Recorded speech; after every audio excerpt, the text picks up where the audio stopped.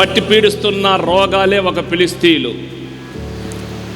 ఫిలిస్తీయులంటే మనకున్నటువంటి అప్పుల సమస్య ఒక ఫిలిస్తీయులు.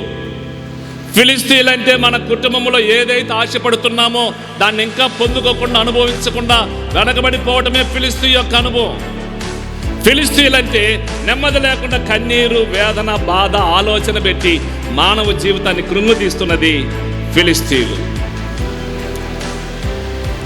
అలాంటి ఫిలిస్తీయులు ఇశ్రాయేలీలను వెంబడించి వాళ్ళను బలహీనపరుస్తున్న సమయంలో సమూయేలు చెప్తున్న మాట ఏంటంటే, మొట్టమొదటిగా మీ పూర్ణ హృదయముతో యెహోవా యొద్దకు మీరు మల్లుకొనిన ఎడల, మీ పూర్ణ హృదయముతో యెహోవా యొద్దకు ఏం చేయండి?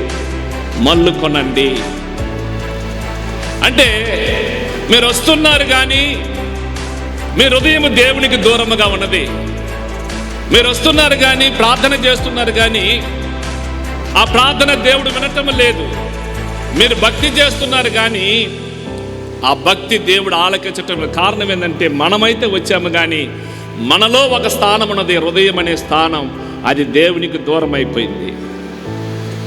అందుకే ఇక్కడ సమూయేలు ప్రవక్త అంటాడు, మొదటిగా మీ హృదయాన్ని మీరు దేవుని వైపు ఏం చేయండి? మలుపుకోండి. బైబిల్ చెప్తున్న మాట ఏంటంటే, హృదయాన్ని గురించి, హృదయం అన్నిటికంటే మంచిదా? అది ఎప్పుడు మనల్ని మోసములో, భ్రమలో పడేస్తుందో తెలియదు.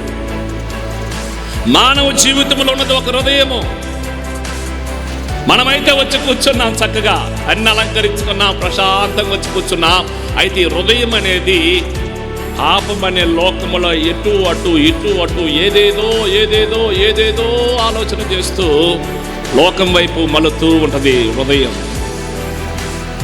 అందుకంటాడు, హృదయం అన్నిటికంటే మోసకరమైనది, అది ఘోరమైన వ్యాధి గలది. ఎయిడ్స్కైనా మందు ఉంది కానీ హృదయానికి ఏమీ లేదు. హృదయానికి మందు ఇవ్వగలిగిన ఒకే ఒక పుణ్యాత్ముడు, పరమాత్ముడు, ప్రభు అయిన యేసు క్రీస్తు మాత్రమే.